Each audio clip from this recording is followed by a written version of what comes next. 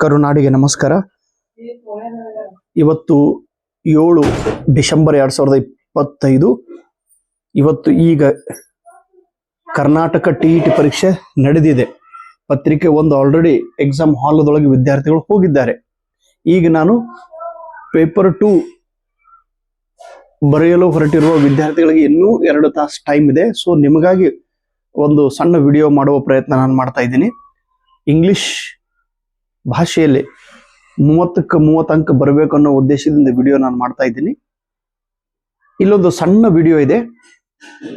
ಇಲ್ಲಿ ನಿಮಗೆ ಪ್ರತಿ ಬಾರಿ ಒಂದು ಕ್ವಶನ್ ಅನ್ನು ಕೇಳುತ್ತಾನೆ. ಏನು ಅಂದ್ರೆ ಆಂಟೋನಿಮ್ ಎಂದರೆ ಏನು? ಆಂಟೋನಿಮ್ ಎಂದರೆ ವಿರುದ್ಧ ಪದಗಳು, ಅಪೋಸಿಟ್ ವರ್ಡ್. ಆಂಟೋನಿಮ್ ಈಗ ಉದಾಹರಣಾರ್ಥವಾಗಿ ಎನಿಮಿ. ಎನಿಮಿ ಅಂದ್ರೆ ಶತ್ರು.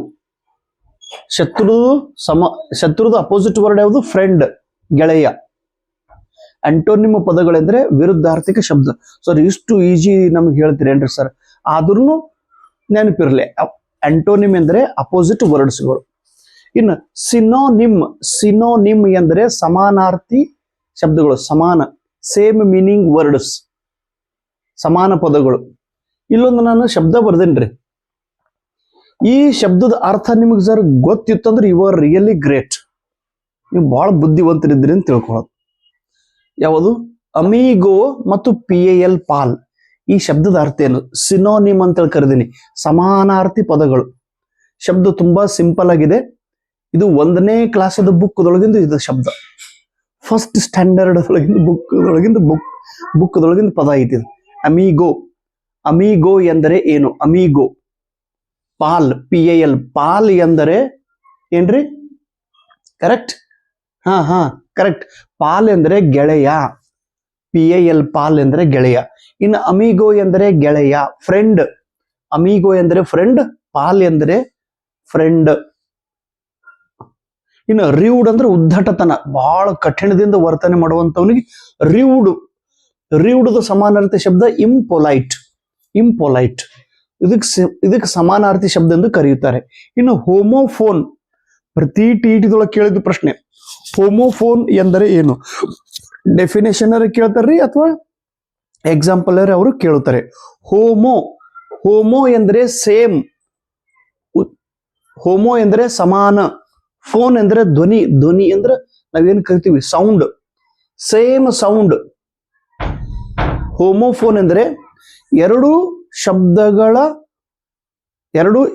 ಶಬ್ದಗಳ ಧ್ವನಿಯು ಸಮಾನವಾಗಿ ಇರುತ್ತದೆ, ಉಚ್ಚಾರವು ಸಮಾನವಾಗಿ ಇರುತ್ತದೆ, ಪ್ರೊನೌನ್ಸಿಯೇಷನ್ ಸೇಮ್ ಇರುತ್ತದೆ, ಆದರೆ ಸ್ಪೆಲ್ಲಿಂಗ್ ಡಿಫರೆಂಟ್ ಆಗಿರುತ್ತದೆ ಮತ್ತು ಮೀನಿಂಗ್ ಡಿಫರೆಂಟ್ ಆಗಿರುತ್ತದೆ.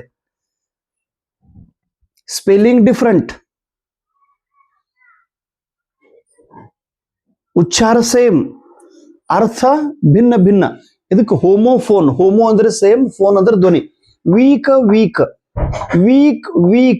ನೋಡ್ರಿ, ಪ್ರೊನೌನ್ಸಿಯೇಷನ್ ವೀಕ್. ರೈಟ್, ಶಿ ಉಚ್ಚಾರ ಸೇಮ್ ಐತಿ, ಆದ್ರೆ ಸ್ಪೆಲ್ಲಿಂಗ್ ಚೇಂಜ್ ಅದಾವ್ರೆ, ಮೀನಿಂಗ್ ಚೇಂಜ್ ಐತಿ. ವೀಕ್ ಅಂದ್ರೆ ಅಶಕ್ತ ಅಂತ ಕರಿತೀವಿ, ಬಲಹೀನ, ಅವನ ಹತ್ರ ಶಕ್ತಿನೇ ಇಲ್ಲ. Weak student, weak boy, weak girl, weak person. Week ಅಂದ್ರೆ ವಾರ, ಸೋಮವಾರ, ಮಂಗಳವಾರ, ಬುಧವಾರ. ವೀಕ್ ವಾರ ಅಂತ ಕರಿತೀವಿ, ಒಂದು ವಾರದಲ್ಲಿ ವೀಕ್. ರೈಟ್ ಸರಿಯಾಗಿದೆ. ರೈಟ್ ಅಂದ್ರೆ ಬರೆಯುವುದು. Right, even right. Right. She ಅವಳು, ಶಿ ನೋಡು. ಸ್ಪೆಲ್ಲಿಂಗ್ ಡಿಫರೆಂಟ್, ಉಚ್ಚಾರ ಸೇಮ್, ಅರ್ಥ ಭಿನ್ನ ಭಿನ್ನ. ಹೋಮೋಫೋನ್. ಇನ್ನು ಹೋಮೋನಿಮ್, ಇದನ್ನು ಕೇಳುತ್ತಾರೆ. ಹೋಮೋನಿಮ್ ಎಂದರೆ ಏನು? ಹೋಮೋನಿಮ್ ಎಂದರೆ ಹೋಮೋ ಎಂದರೆ ಸೇಮ್, ಸಮಾನವಾದ ಉಚ್ಚಾರ.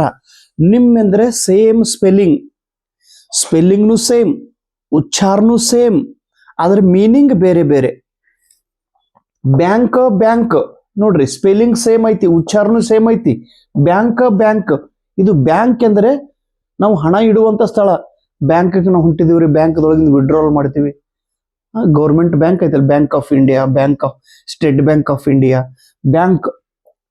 ಇದು ಬ್ಯಾಂಕ್ ಅಂದ್ರೆ ನದಿ ಏನಿರ್ತಲ್ರಿ, ನದಿದ ಬಾಜುಕ್ ಎರಡು ದಂಡೆಗೆ ಬ್ಯಾಂಕ್ ಎಂದು ಕರೆಯುತ್ತಾರೆ.